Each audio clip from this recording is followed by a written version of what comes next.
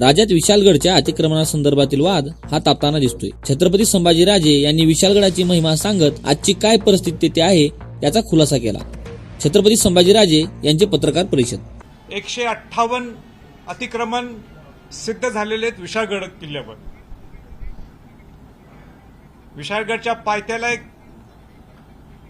मला अंदाजाने 12 अतिक्रमण आहे आणि आदेश देण्यात आले की सगळे अतिक्रमण हे सगळे काढून टाकायचे आणि त्या पद्धतीने ते अतिक्रमण काढण्याची सुरुवात झाली 1.5 वर्षाच्या अगोदर।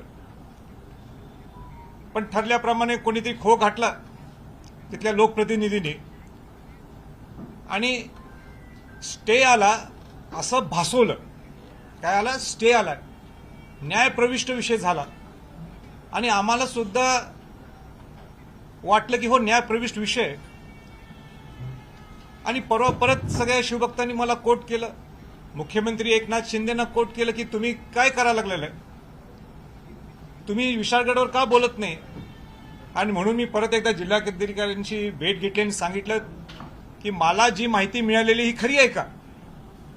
आणि ती माहिती अशी होती की 158 जे अतिक्रमण आहे दोन्ही धर्मातले आणि ज्याच्यात तुम्ही पूर्वीच्या तत्कालीन जिल्हाधिकारी निर्देश दिले होते त्याच्यावरचा नेमका हा न्यायप्रविष्ट विषय आहे का।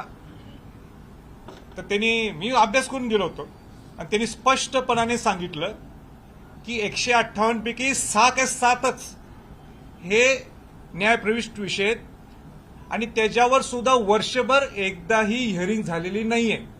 म्हणजे हिअरिंग सुद्धा होऊ नये म्हणून लोकप्रतिनिधींनी काय प्रयत्न केले हे त्याच्यावर तुम्ही समजून घ्या। प्रशासनावर किती दबाव टाकला जो संलग्न आहे सरकारशी आणि म्हणून ती हिअरिंग सुद्धा झाली नाही।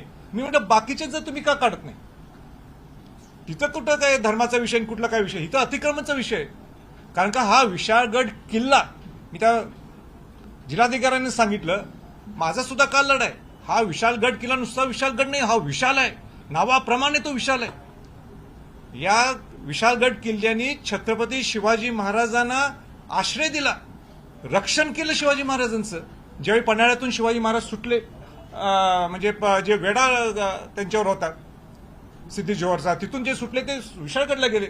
जी पावनखिंडची जी लढाई आपण जी झाली म्हणजे जे परवाच 13 जुलैला पावनखिंड संग्राम दिन म्हणून आपण साजरा केला, तो शिवाजी महाराजांना आश्रय दिला, रक्षण केलं स्वराज्याचं या विशाळगड किल्ल्याने। त्या किल्ल्यावर छत्रपती संभाजी महाराज, छत्रपती राजाराम महाराज, करवीरच्या संस्थापिका छत्रपती ताराबाई राणी साहेबांचं वास्तव्य होतं तिथं।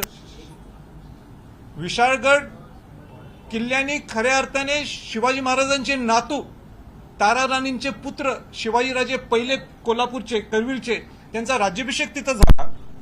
अनेक राजधानी जे राजधानी आहेत रायगड, राजगड, झिंजी, तुमचा सातारा, पन्हाळा, करवीर, त्यामध्ये एक राजधानी विशाळगड सुद्धा शिवाजी महाराजांची होती।